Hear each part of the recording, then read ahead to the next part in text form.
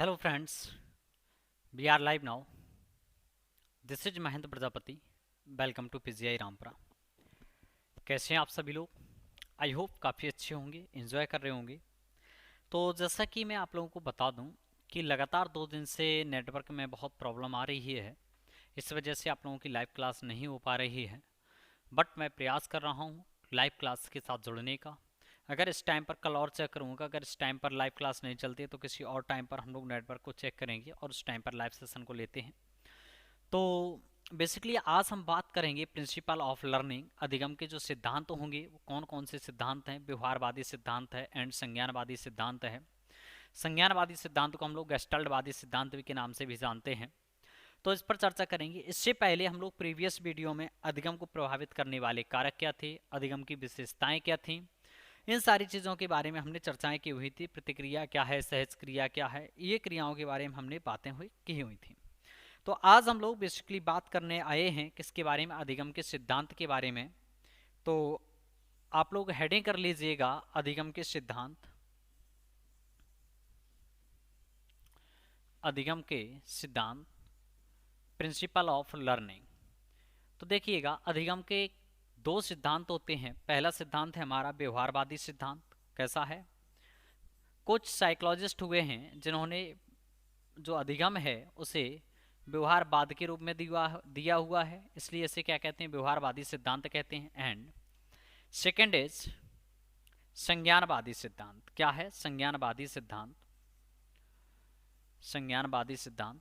तो जैसा कि हमने आप लोगों को बताया भी है लास्ट लेक्चर में, पहले वाले लेक्चर में जो लर्निंग का हमने पहला लेक्चर आपको दिया हुआ था, तो हमने बताया हुआ था कि सबसे पहले हम लोग मनोविज्ञान को किसको मन का विज्ञान कहते थे, किसका विज्ञान कहते थे. और बताया भी था सबसे पहले जो मनोविज्ञान है इसने अपने मन को खोया, इसके बाद अपनी चेतना को खोया, और आज ये किसको, व्यवहार को स्वीकार करता है. किसको स्वीकार करता है? व्यवहार को स्वीकार करता है. तो आज की प्रेजेंट की बात करें तो जितना भी हमारा मनोविज्ञान है, साइकोलॉजी है, ये साइकोलॉजी हमारी किस पर बेस्ड है? पूरी ओवरऑल व्यवहारवादियों पर सिद्धांत है, व्यवहारवादियों पर है. तो इसी जो व्यवहारवाद आया है, इसी को, यह जिस सिद्धांत के द्वारा आया है उसी को हम लोग व्यवहारवादी सिद्धांत कहते हैं. तो व्यवहारवादी सिद्धांत को देने वाले कौन कौन से वो साइकोलॉजिस्ट थे, आइएगा उनके बारे में हम लोग चर्चा करते हैं. तो व्यवहारवादियों को सपोर्ट करने वाले थे एडवर्ड ली थॉर्नडाइक. एडवर्ड ली थॉर्नडाइक, ठीक है. तो ये जो एडवर्ड ली थॉर्नडाइक थे, इन्होंने व्यवहारवाद को स्वीकार किया है. किसको स्वीकार किया है? व्यवहारवाद को इन्होंने स्वीकार किया हुआ है. सेकंड जो हमारे पास आते हैं वो हैं बी एफ स्किनर. कौन है? बी एफ स्किनर के बारे में बात करेंगे. ब्यूरस फेडरिक स्किनर नाम होता है इनका, बी एफ स्किनर. एंड तीसरी जो हम लोग इसी में जो चर्चा कर रहे होंगे, जो तीसरी चर्चा कर रहे होंगे, इवान पेट्रोविच पावलोव, जिससे हम लोग शॉर्ट फॉर्म में ईपी पावलोव भी लिखते हैं. क्या लिखते हैं? ईपी पावलोव लिखते हैं.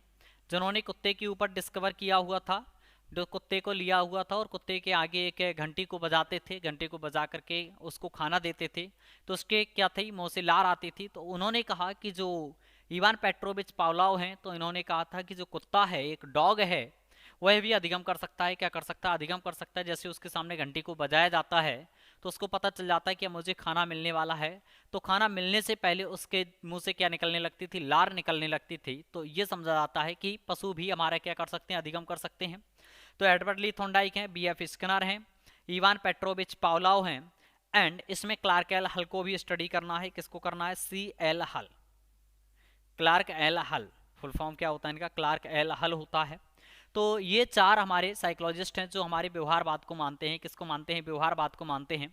अब आइएगा हम लोग बात करते हैं संज्ञानवाद की कि कौन कौन से वो साइकोलॉजिस्ट हैं जो संज्ञानवाद, या इसी को हम लोग क्या कहते हैं? गेस्टाल्टवाद कहते हैं. क्या कहते हैं?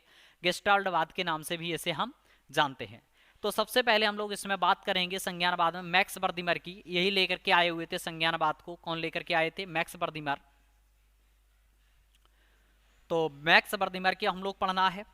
तो संज्ञानवाद को कौन लेकर के आए थे, वो कौन से साइकोलॉजिस्ट हैं जो संज्ञानवाद को दिया हुआ था? तो मैक्स बर्दिमर ने दिया हुआ था. किसने दिया हुआ था? मैक्स बर्दिमर ने. एंड कोहलर है यहाँ पर. कौन है? कोहलर की हम लोग बात कर रहे होंगे. कोहलर को पढ़ेंगे. कर्ट लेविन को पढ़ेंगे. किसको पढ़ेंगे? कर्ट लेविन को पढ़ेंगे.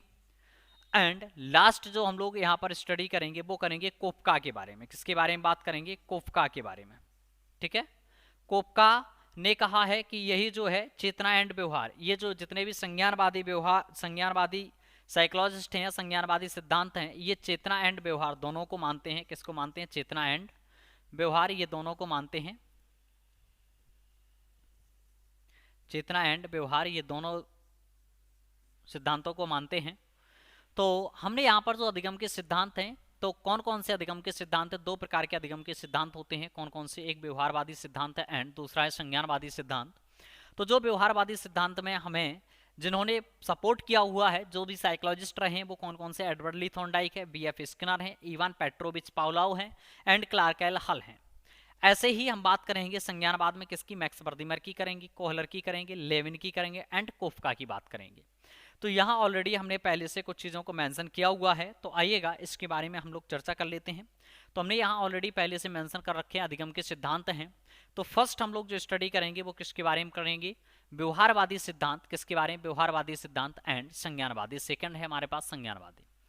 तो बात करते हैं कि जो व्यवहारवादी सिद्धांत है यह पुनर्वलन की बात करता है। किसकी बात करता है? पुनर्वलन की। यह बात करता है अनुक्रिया की बात करते हैं, उद्दीपक की बात करते हैं और अभिप्रेरणा की बात करते हैं।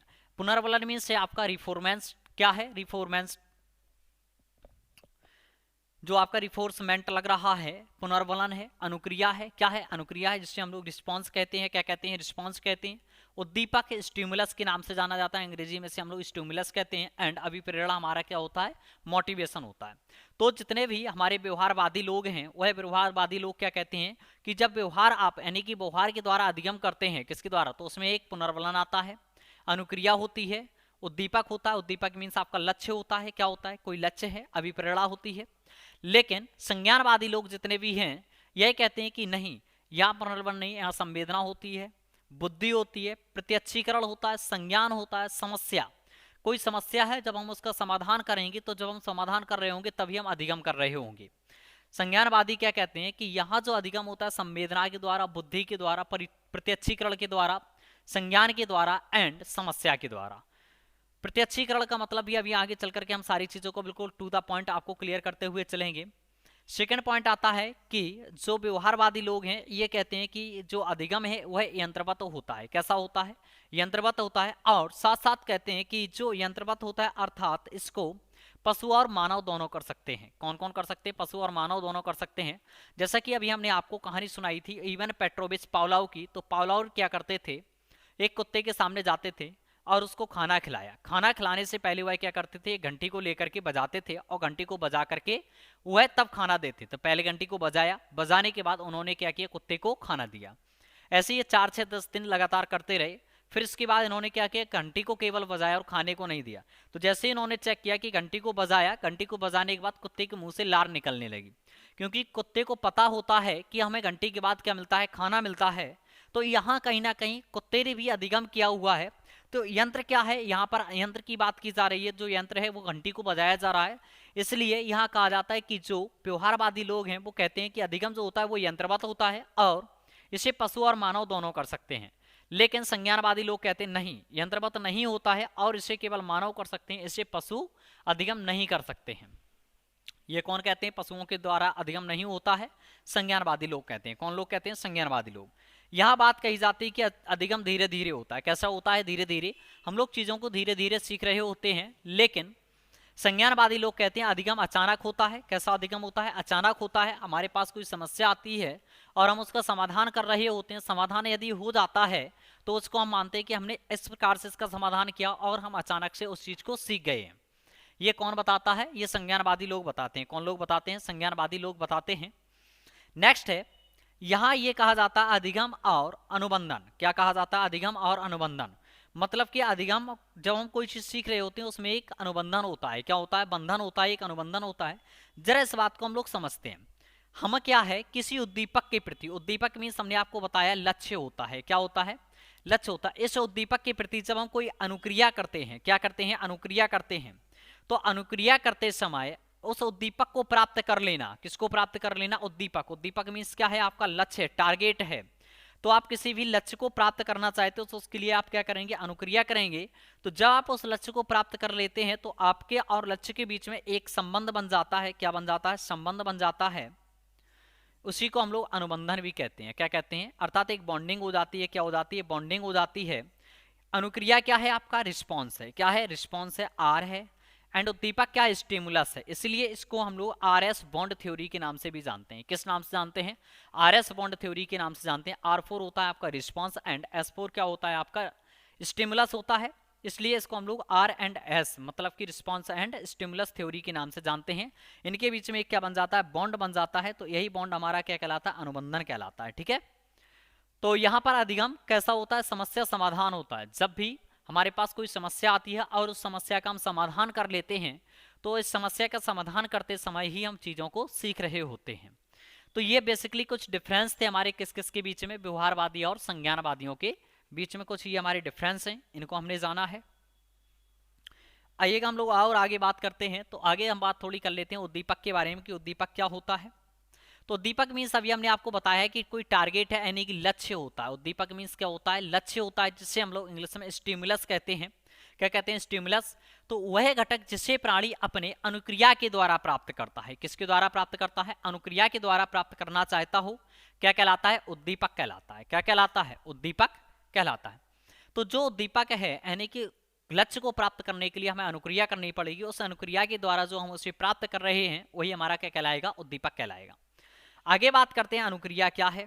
तो वह क्रिया जो उद्दीपक के लिए कर रहा है या कर रहा हो, मतलब कि जो हम लक्ष्य को प्राप्त करना चाहते हैं। जैसे अभी आपका लक्ष्य क्या है, सीटेट को क्वालिफाई करना है, सीटेट में बहुत अच्छे नंबर लाना है। तो आप सीटेट में अच्छे नंबर लाने के लिए आप क्या कर रहे हैं, बहुत अच्छे से पढ़ाई कर रहे हैं। तो बहुत अच्छे से जो आप पढ़ाई कर रहे हैं यही आपका क्या है, अनुक्रिया कर रहे हैं उसके लिए। तो उसके द्वारा जो आप उसको अचीव कर लेंगे, सीटेट में बहुत अच्छे नंबर लेकर के आएंगे, तो वही आपका फिर क्या कहलाएगा, जो आप उद्दीपक एक प्राप्त कर लेंगे। क्या प्राप्त कर लेंगे, उद्दीपक को प्राप्त कर लेंगे आपके, और उसके मध्य में क्या बन जाएगा, एक बंध बन जाएगा। उसी को हम लोग अनुबंधन कहते हैं। ठीक है, तो इसके बाद में हम लोग बात करेंगे एडवर्ड ली थॉर्नडाइक की। किसकी बात करेंगे, एडवर्ड ली थॉर्नडाइक क्या थे, इनके बारे में बात करेंगे, चर्चा करेंगे। तो ये सभी जो बातें करते हैं, ये उद्दीपक और अनुक्रिया की बातें, ये हमारे कौन लोग करते हैं, ये व्यवहारवादी लोग करते हैं। कौन लोग करते हैं, व्यवहारवादी लोग। तो आइएगा जरा हम लोग संज्ञानवादियों के लिए भी बात कर लेते हैं, ये किस प्रकार की बातें करते हैं। ये तो व्यवहारवादी जितने भी लोग हैं ये लोग बातें करते हैं। अब आइएगा हम लोग बात करते हैं थोड़ा संज्ञानवादियों के बारे में कि संज्ञानवादी लोग क्या कहते हैं। तो संज्ञानवादी लोग कहते हैं कि हमारे पास 5 इंद्रियां होती हैं। कितनी इंद्रियां होती हैं, हमारे पास 5 इंद्रियां होती हैं। और इन इंद्रियों के द्वारा हमें ज्ञान जो प्राप्त होता है, इन इंद्रियों से जो हमें प्राप्त ज्ञान होता है उसे हम लोग क्या कहते हैं, संवेदना कहते हैं। मान लो कि हमारे पास आंख, नाक, कान, जीभ, त्वचा, ये 5 क्या होती हैं, इंद्रियां होती हैं। इन इंद्रियों के द्वारा हमें जो प्राप्त ज्ञान होता है वही हमारा क्या कहलाता है, संवेदना कहलाता है। क्या कहलाता है, संवेदना। तो आई होप कि आप लोग एक वर्ड को समझ पाए होंगे कि संवेदना आपका क्या है। तो जो इंद्रियों से हमें प्राप्त ज्ञान है, इंद्रियों से प्रथम ज्ञान जो होता है वही हमारा क्या कहलाता है, संवेदना कहलाता है। हम कह सकते हैं ये प्रथम ज्ञान भी कहलाता है। क्या कहलाता है, इसको हम लोग प्रथम ज्ञान भी कहते हैं। व्यक्ति के जीवन में जब वह शैशव अवस्था में होता है तभी से वह इंद्रियों के द्वारा जो प्राप्त ज्ञान करता है उस ज्ञान को हम लोग संवेदना के नाम से जानते हैं। किस नाम से जानते हैं, संवेदना के नाम से जानते हैं। और उसी को हम लोग क्या कहते हैं, प्रथम ज्ञान कहते हैं। क्या कहते हैं, प्रथम ज्ञान कहते हैं। इसे हम लोग मानसिक पीढ़ी का प्रथम ज्ञान कह सकते हैं। क्या कह सकते हैं, मानसिक पीढ़ी का प्रथम ज्ञान। मानसिक पीढ़ी का ये प्रथम ज्ञान होता है, क्योंकि हम लोग इंद्रियों के द्वारा ही सबसे पहले सीखना प्रारंभ कर देते हैं। किसके द्वारा सीखना प्रारंभ कर देते हैं, इंद्रियों के द्वारा। ठीक है, तो हम लोग कह सकते हैं कि इंद्रियों से प्राप्त ज्ञान हमारा क्या कहलाता है, संवेदना कहलाता है। क्या कहलाता है, संवेदना कहलाता है। अब बात करते हैं कि जो हमें संवेदना आ जाती है आंख, नाक, कान, जीभ, त्वचा से जो हमें संवेदना आ जाती है तो वह किस रूप में आती है, कैसे आती है। तो अगर हम बात करते हैं किसी व्यक्ति के पास संवेदना आ चुकी है, अब संवेदना के बाद उसे ज्ञान हो चुका है, अब वह बात करना चाहता है प्रत्यक्षीकरण की। किसकी बात करना चाहता है, प्रत्यक्षीकरण की। प्रत्यक्षीकरण मीन्स क्या है, जैसे कि मान लेते हैं कि हमें किसी चीज के बारे में पता चल गया है। जैसे हम अगर आपसे कहें कि कोई व्यक्ति है, ये इस प्रकार से आपका लेटा हुआ व्यक्ति है, और मान लो कि इसके ऊपर कुछ इस प्रकार से चलता हुआ कोई एक चीज ऊपर से गिरती है, ऐसे चल रही है, तो वह व्यक्ति क्या समझेगा कि हमारे ऊपर क्या चल रहा है, तो वो समझ आएगा कहीं ना कहीं ये ऐसा है जैसे कि सांप हो सकता है। क्या हो सकता है? सांप हो सकता है। तो वह प्रत्यक्षीकरण करना चाहता है ये है क्या वास्तविकता में, ये संवेदना यानी कि त्वचा के द्वारा, उसे स्किन के द्वारा जो जो ऐसे ऐसे चल रहा है, जो ऐसे ऐसे चल रहा है, वह क्या है? एक सांप है, स्कैन है, वो स्नैक है आपका। तो ये जो स्नैक है वह प्रत्यक्षीकरण करना चाहता है कि वह क्या है, तो वो नाम इसका पता करना चाहता है। क्या पता करना चाहता है? कि नाम उसका क्या है। समझ रहे हैं? क्या पता करना चाहता है? कि उसका नाम क्या है। सेकंड, वह पता करना चाहता है इसकी पहचान कैसे होगी। इसकी पहचान उसने किसके द्वारा की हुई? तो उसने त्वचा के द्वारा की है। संवेदना जो उसने की है, ज्ञान जो प्राप्त किया है त्वचा के माध्यम से किया है।